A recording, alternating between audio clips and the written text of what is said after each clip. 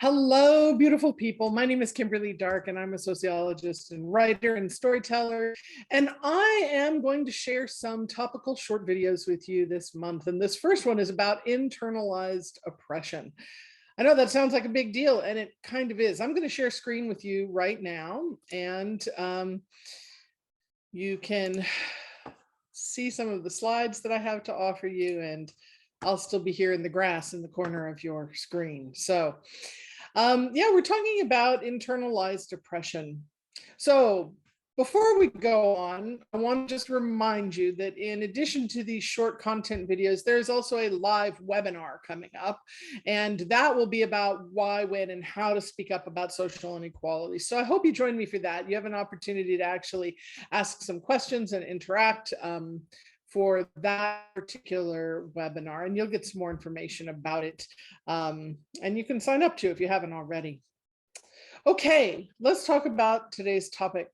What is internalized oppression? Folks, this is when you take on the views and values of a society that hates you for one or more of your attributes or identities. So that is, an identity is, something you identify with, like being queer might be one of your identities.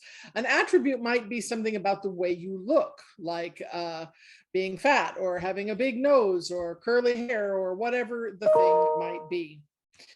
This is also when an oppressed group uses the methods of the oppressing group against itself. Now, this is tricky business here because, wow, when we start to police ourselves in the same way that the society polices us, it's like you can't ever get away from that. So obviously this is a bad idea, but let's discuss why that might be. Also, I'm going to offer you some micro interventions that really might help, and I would love it if you, join me on social media, comment on how some of this stuff is working for you. I really do interact with folks on Facebook and Instagram in particular. I'm on TikTok as well. Okay, check it out. What does internalized oppression look like? So one of the things is that you have aspirations to be more like the oppressor. Wow. So that might be things like, if you are fat, trying to look thin. If you are a person of color, trying to take on fashion or style or hairstyle elements in order to look more white. Now, this might seem like, well, that's ridiculous. I'm not ever going to look white. No, but if you are dealing with internalized oppression, you might think that it looks better to have straightened hair, to have lighter skin. It's no accident that there are plenty of skin lighteners in certain communities, but really not so many skin darkeners. So aspirations to be more like the oppressor. Also, that includes, glorification of whiteness, maleness, heteronormativity, able-bodiedness, thinness, etc. So some examples include women acting like men in business, fat people never wearing bright colors or accentuating their bellies, immigrants trying to lose their accents and blend in. So this stuff is, depriving us of natural human diversity. It's a real problem. Here's a micro intervention tip. And this seems really basic. Celebrate diversity with your words and attention, but think how often we don't do this, that we actually do the opposite. Maybe we even say something like, okay, I know I shouldn't be trying to act like more like a guy, but it's how you get things done at work. What if instead you sought out examples of people who are, look like you, in that case, people who are female and who are pursuing ways of getting things done at work that don't look masculine. So seek out amazing examples of people who share your oppressed identity. Also discuss them with other people. Having internalized oppression also feels like being hounded by an internal hater.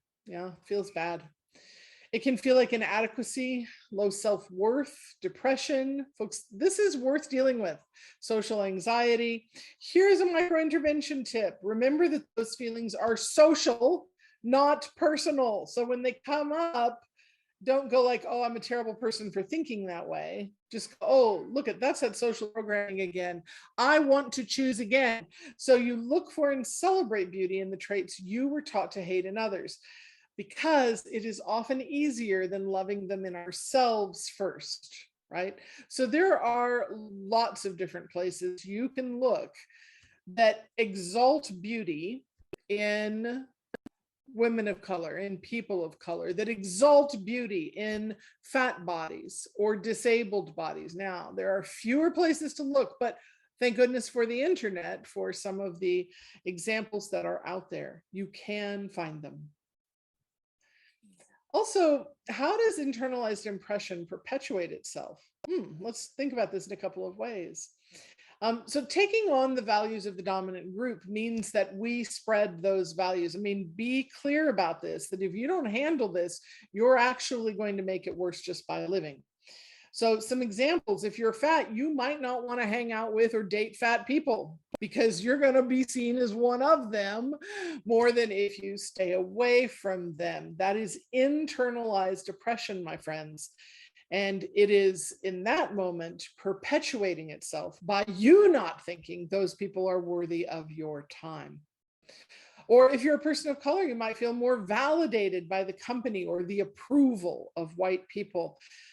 When that comes up, recognize it for what it is, a social pattern that you can opt out of. So recognize that the pull to enact these values is real, and be honest with yourself. Look for and celebrate those who look and identify like you. More about how this perpetuates itself. So using the tools and methods of the dominant culture to oppress others. Some examples, have you ever seen this? That women criticize other women's appearance, sometimes more than men do, that we police the way other women should look.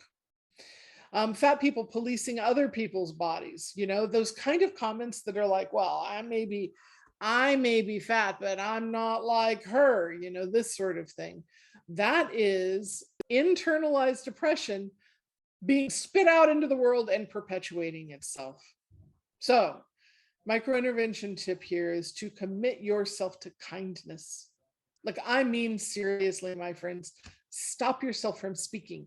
Handle the feelings that emerge when you refuse to be a tool of oppression for others. Now, I'm just going to share something with you here because I'm sitting here at my computer. Here's a sticky note on my computer, and you can't read it, but I'm going to just tell you. It says down the side, WAIT, which is an acronym for why am I talking? Now, I don't know about y'all, but I have an issue sometimes not filling up empty space with words. And we have to recognize that sometimes the stuff that just pops into our heads to say when we want to fill a space with words, sometimes those are social scripts. They're nothing that you came up with on your own that is actually interesting. And we can stop ourselves. So I like this acronym. It reminds me, wait, why am I talking? Could I not just be silenced? And how can I commit myself to kindness in all things? So internalized oppression is a specific problem. I just want to point this out, that everyone in the culture is dealing with feelings about hatred of fat bodies, feeling that brown bodies are not as good, right? Like, everyone was raised to believe that, regardless of what your particular identity is. So for it to be internalized oppression, you have to actually have the traits that you have been taught to hate.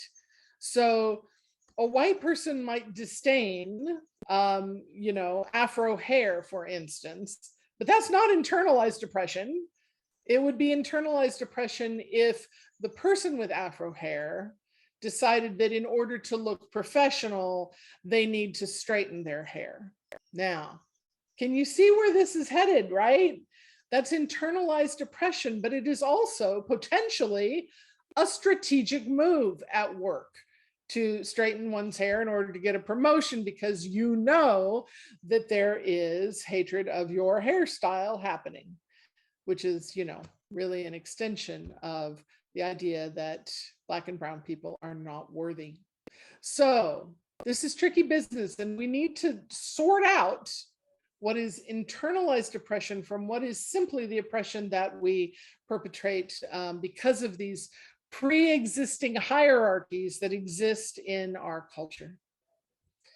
So everyone has been taught that being slender is better than being fat, or male traits are superior to female ones, but not everyone experiences internalized fat phobia or misogyny. You have to be fat or female for that to be happening. So if you are experiencing internalized depression, it requires specific solutions and interventions. So here's a micro intervention tip. Be gentle with yourself, especially the aspects of you that are marginalized, right? So notice when you love your dominant traits more, and do your best to extend love to all of you a little more each day. I wanted just to add that you can recognize that this stuff, like, undulates, right? Some days we have more self love than others. Do you ever notice, right, that sometimes you'll be looking in the mirror and you go, like, I'm cute, right? Like, I am really cute. You could be wearing the same outfit a different day and go, oh, I can't stand myself. Yeah. So, a lot of times we are working with our own impressions that we have on that day, but they are definitely being fed by social patterns and structures. So we got to figure out how to be gentle in the midst of all of that. Hey, there are some more opportunities to grow your skills that are coming up, and I want to tell you about them. There are some trainings happening, which we call the practical trainings for do-gooders. There's 3 of those coming up in April, and also in June, end of June, there is a COVID cancellation policy, so you can book freely. The Bodywise Professional Development Institute. Now, the trainings are literally good for anyone. The Bodywise Professional Development Intensive is specifically for people who work with other humans. Now, you might say that's everybody, okay, but specifically people who teach, people who are therapists, people who are nutritionists, people who are doctors, people who work with other humans. So the trainings are happening, 3 of them in April. They are 3 hours each. These are small group trainings. So they are not like a giant webinar. They are small groups. You can ask questions live and practice. And this is about reclaiming our power as social creators. We're going to learn about unconscious bias and being a better bystander and how to use language differently to avoid conflict. The Bodywise Professional Development Intensive is happening in June. This takes place for 5 days in Hawaii, and you're going to spend time in a very small group with me, and we'll work on uncovering and dismantling unconscious bias and looking at how that affects us professionally. And we will specifically practice world building in community, which is a radical thing. These groups are amazing, and I'm really hoping that COVID allows us to get back to doing them. All right, my friends, that is what I have for you today. Please comment and connect with me on social media. Thanks a bunch.